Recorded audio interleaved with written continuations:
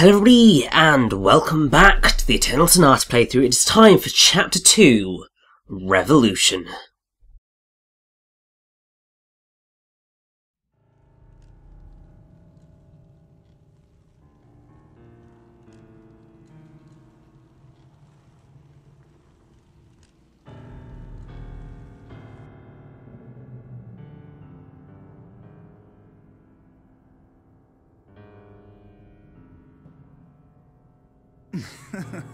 Please, there is no need to do any such thing. What can Andantino possibly do?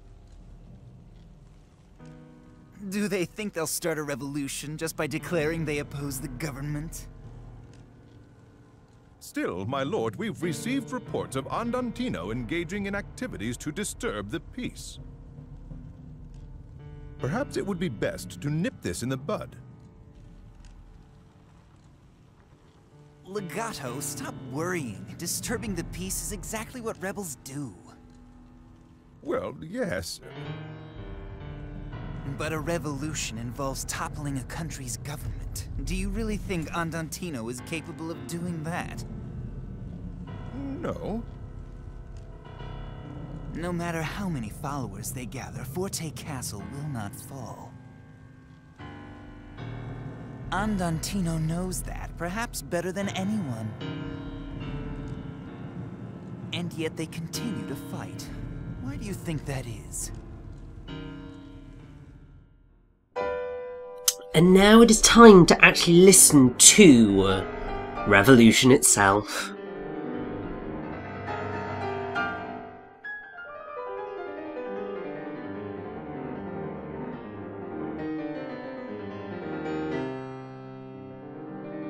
On November 29th, 1830, an insurrection occurred in Warsaw, the capital of Poland.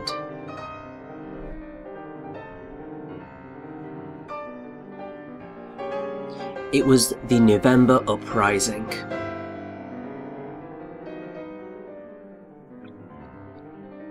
At the time, most of Poland was Russian territory, and desire for independence had been growing. About 4 weeks before the revolution, on November 2nd, Chopin left the increasingly dangerous Warsaw and headed for Vienna.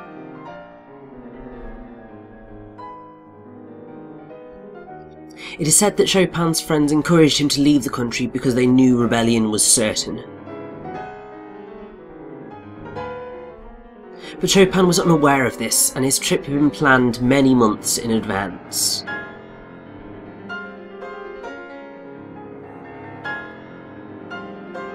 Chopin was unusually talented, as well as physically weak.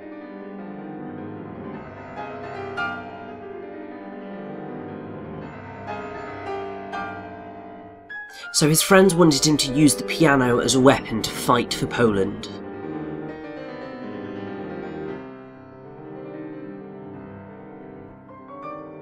On November 23rd, approximately 20 days later, Chopin arrived in Vienna. And 6 days after that, the insurrection in Warsaw started.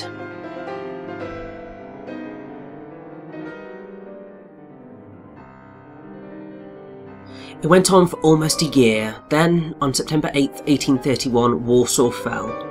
10 months of fighting had ended in defeat. Chopin, then aged 21, learned of the insurrection's failure while in Stuttgart, Germany.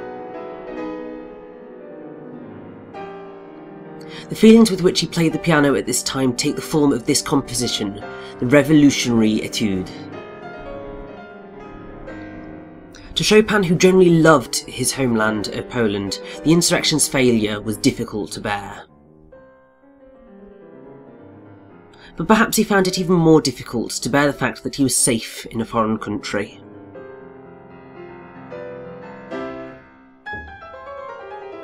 Chopin would never set foot in his native land again.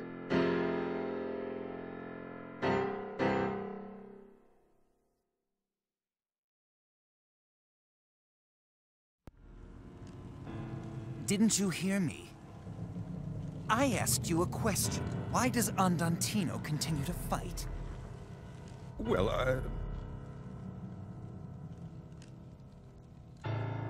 don't know the answer. It's because there is someone backing them. They're not stupid. They haven't stopped fighting because they think they have a chance to win. So that means our true enemy is the one who is backing Andantino. We'll let Andantino play out their game. They're no threat.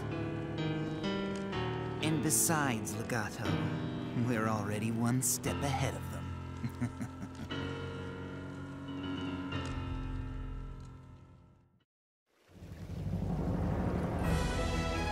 And so, with that mysterious time with Count Waltz and Legato, we're back to lightness and glory as we enter the Chorus Plains. And oh, this area is so big and open and beautiful and glorious. I love it. And also, as per usual, the music in this area is just, it's freaking gorgeous. I mean, just listen to this. Got a mixture of strings and trumpets, and it's just beautiful. Obviously, first off we need to save, stock up and deal with all that stuff before we actually do anything proper, but yes! Now, we had a lot of pieces of musical terminology in a very short space of time there. I mean, still, 5-minute long cutscene. Lots going on, but we might as well start to unpack some of these things because we are going to be dealing with the Chorus Plains for quite a while.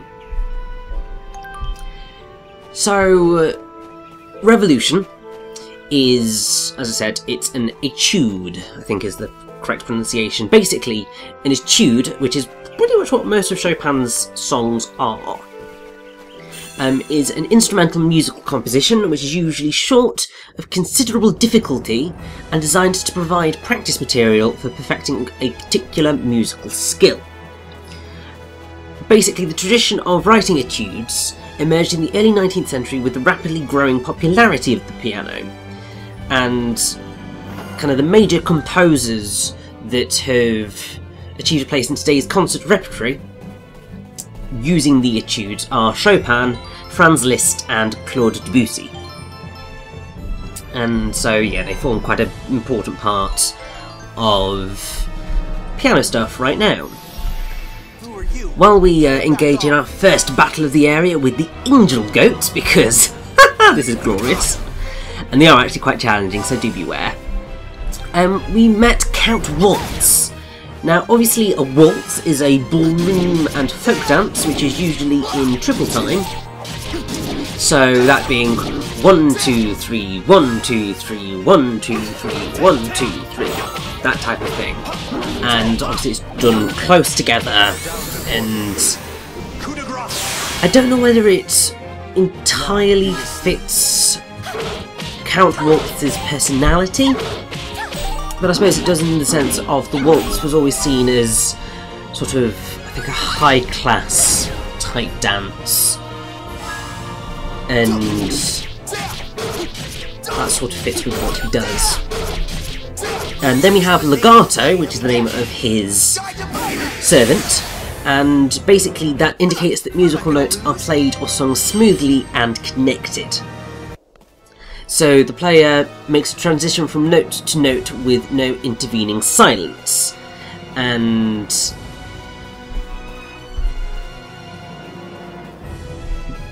so I believe that this will be going ah. I believe that that would be doing something legato, because basically you're not going da da da da da, and I suppose that that does make sense for his character, because he is the one who is trying to make sure everything in Count Waltz's administration runs smoothly, so that works out quite nicely.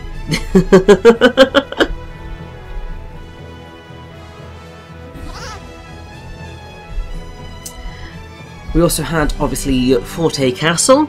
Now, Forte is a type of dynamic in music. Basically, forte means loud. There's a whole bunch of things, so you might have heard of forte before, you might have heard of piano, which means soft. And in music you get notations at the side of a piece of music which will say like P or F or what have you. There are many other degrees, so you have MP, which is mezzo piano, which is like half soft, F, mezzo forte, which is half loud. You have P, which is più piano, which is just softer, più forte, which is louder, pianissimo, which is very soft, fortissimo, which is very loud. You have pianissimo, which is very, very soft. You also have fortissimo, which is very, very loud.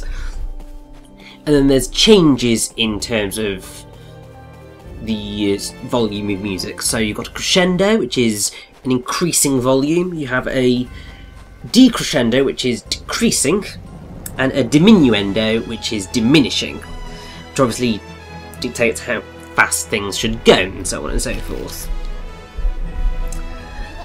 We also had mention of andantino.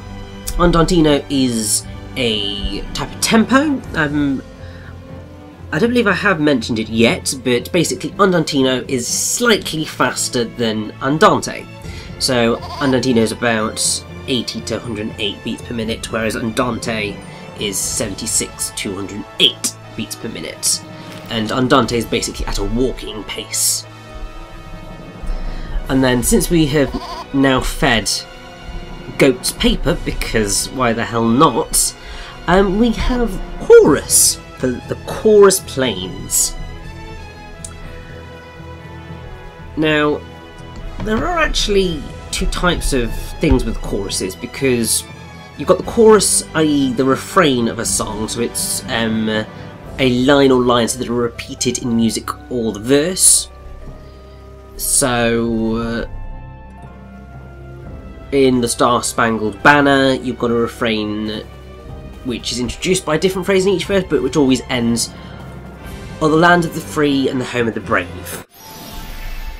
All right, let's go. And in most popular music you have a chorus being the main section of the song, which is like the hook that gets people into it. But also when you're dealing with chorus, you have also got the whole thing of a choir and choral singing, and also a chorus of people, and that's a very different style of thing. And I like that. I think because this area is so big and open, I feel that it perhaps is erring more towards that style of chorus, like the collective group, rather than the repeated refrain. But I suppose the repeated refrain could work because it's a green field, therefore the whole area is sort of repeated as you go along. But you can also have the fact that there's a massive chorus of goats throughout this area, because there are so many goats. It's ridiculous. And oh yes, we have Shadow Assault. Shadow Assault is basically Allegretto's dark version of Sunslash, which is awesome and just glorious. And now we're about to go into another new enemy. Basically, whenever you go into a new area, you generally find about 2 enemies total in it. You will sometimes find up to 3 or 4, but generally you are going to be facing down the same types of enemies in a particular area. In some ways that can get quite frustrating, because battles can end up being relatively samey, particularly when you find a tactic and battle technique that means that the battles will then end up being relatively the same. It's part of the reason why I've chosen to cut out the unimportant battles in the game, because ultimately some of them just end up being really samey, and as you get later on into the game and you have to do more battles in order to level up, which do actually end up making up the meat and bones of so much of the dungeons of the game, it just ends up making a lot more sense to just trim the fat so that you're not having to witness me do exactly the same battle tactics and use them again and again and again and again. Like, I've had to put myself through that. You guys don't necessarily need to suffer through that yourselves. So that is how we are basically playing this, because I mean, you can already sort of see the layouts of enemies tend to be very, very similar. There's odd times where they are different, but you will end up with like one of the big lizard things that I've forgotten the name of, and 2 angel goats on either side. You may end up with 2 and 1. It does vary, and oh, that was probably a bad move to have beat after that one, because I could have been facing completely the wrong way and then gotten really badly hurt. And Earth Shakehead, that makes sense. It makes a lot of sense.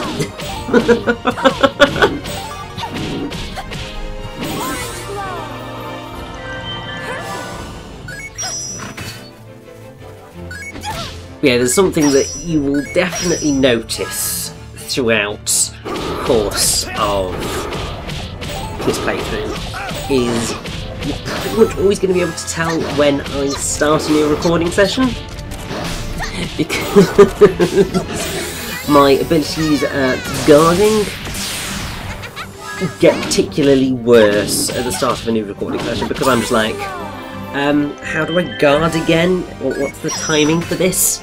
Eventually it sort of becomes second nature again and I'm good, but yeah, there's a lot of battles early on at this point. I was just like, oh, I was meant to dodge there. Oh, that's embarrassing. But it is all good.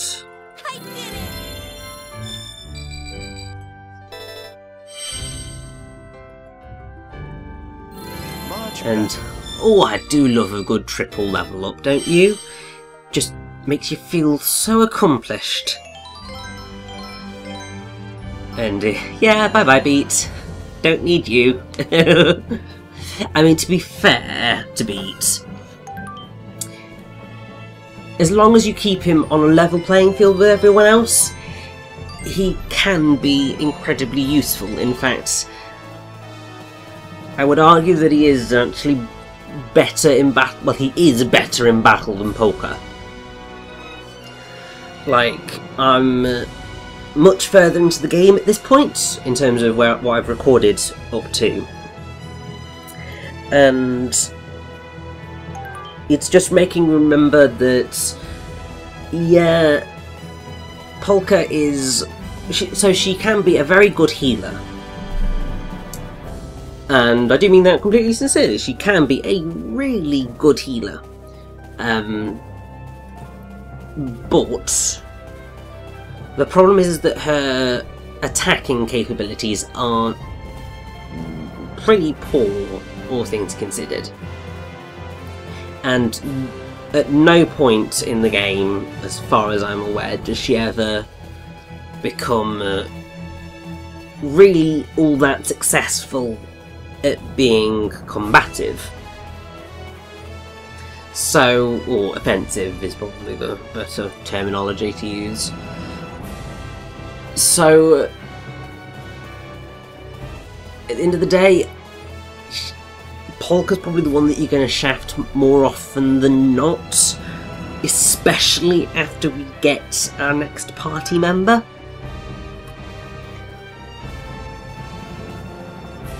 Because while some of Polka's later healing moves may heal more health in general, particularly when trying to heal party members.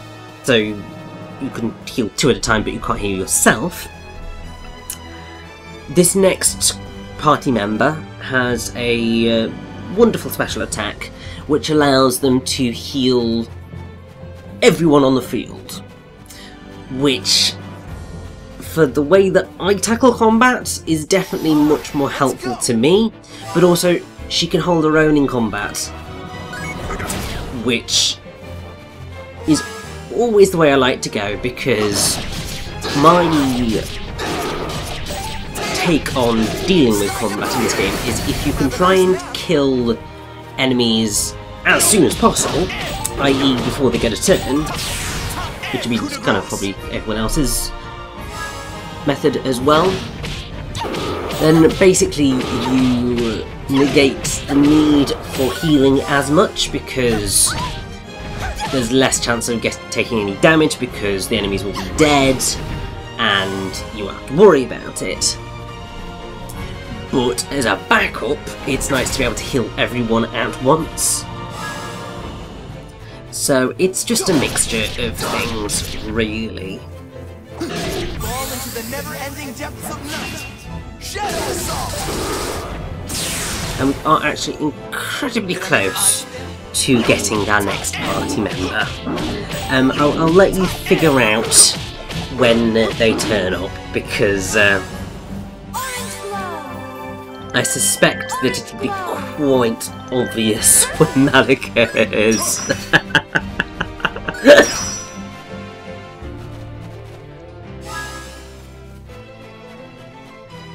But obviously we are dealing with Japanese RPGs, and main characters are always very, very well signposted in terms of their character design, shall we say.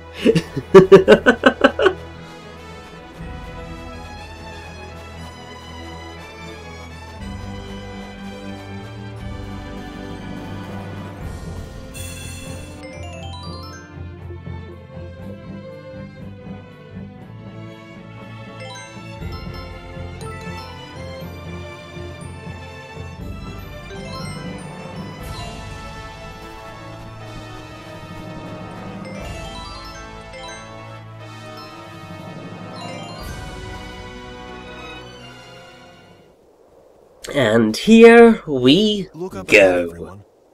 There's someone there.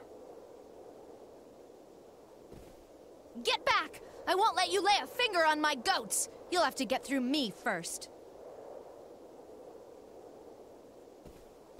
We have to help that woman.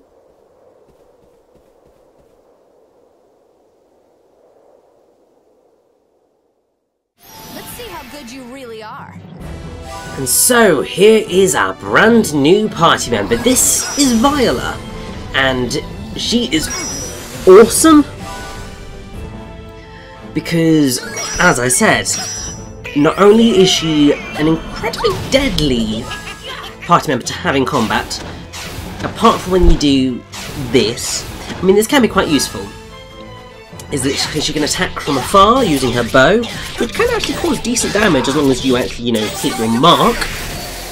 But in general, she will also be quite deadly, and her special move in the dark, which is called Bone Crumble, is really good.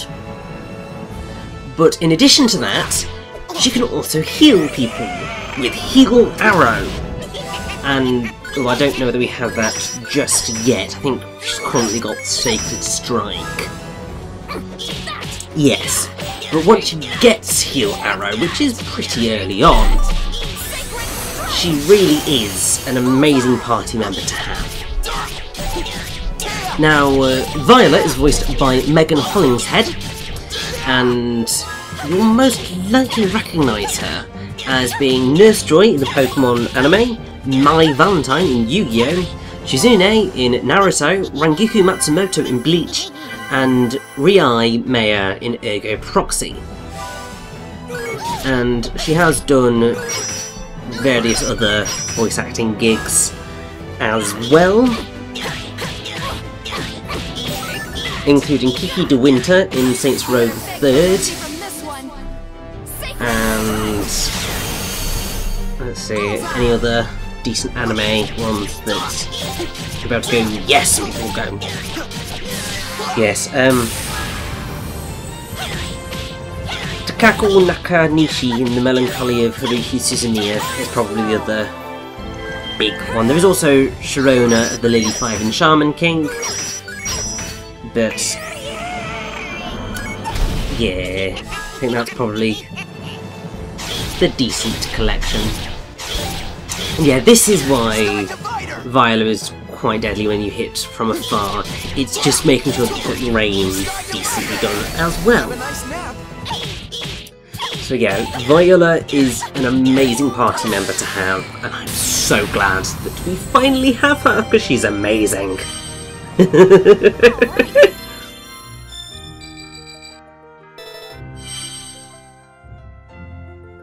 And with that, we get loads of level ups, and also I get to poddle off to look at Twitter, because we've got another very long cutscene where everyone decides exactly what they're going to do. So enjoy! What was with those guys anyway? They were weird, and they all used magic. Yes, they had the ability to use magic, which means that they must be terminally ill, doesn't it? But why on earth would they attack us like that? They had a strange, evil look in their eyes. What? You mean you don't know? That's what happens to people when they use mineral powder for too long. What? You mean, if you keep using mineral powder, you might end up like those guys? But lots of people in Retardando are using it. That's why floral powders aren't selling. So that's it. The mineral powder. I knew something fishy was going on. It's been bugging me for a while, and now I get it. Huh? What do you get? Come on. Think for a minute, Beat. Why do you think mineral powder is the only thing that's not taxed? Well, that's an easy one. It's because Count Waltz is doing something nice for his people. No, dummy. You can't see things for what they are because you're always looking through that lens. Listen, try again, and this time, think about it more. Isn't it strange that mineral powder is the only thing that's not being taxed? Yeah, I guess. But that's okay, because since mineral powder is so cheap, it can help lots of people. True. Mineral powder does cure most illnesses, but it has some very serious side effects. Mineral powder is actually closer to a poison. It drives people mad and eventually can lead to death. You saw it for yourselves.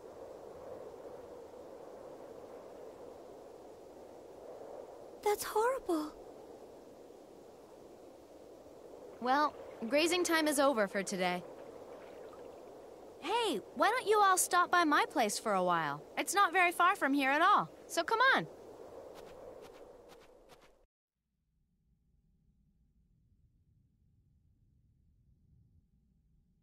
My name is Viola, and this little guy over here is my partner, Arco. Oh, how cute.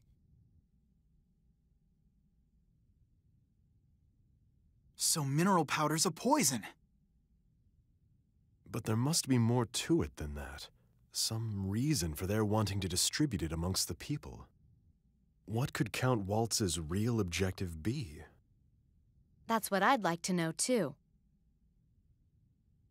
He cannot possibly want to kill all of his own subjects, can he? Who knows? I've heard that there are lots of dark rumors about the Count. But if he wanted to kill his own people, there are easier and faster ways to go about doing it. Now, wait a minute. Maybe he doesn't know about the side effects of the mineral powder. Is it really possible that he doesn't know? I'm not sure. I mean, mineral powder has its uses, but just because it's useful doesn't mean that it's good. Those involved might not realize what's wrong until it's too late. Unless someone does something about this soon, there won't be anything anyone can do to stop it. And since we can see what's going on, it's up to us to let them know. They like how convenient it is so much, they don't see the danger they'll face later. I see. People might notice that something isn't right, but they can't bring themselves to give it up because it makes life easier for them. It's true what they say. The longer you wait, the harder the cure.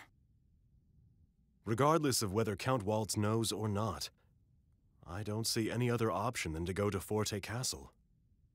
Once there, we may learn more. If possible, we should try to meet with the Count in person and discuss his intentions directly.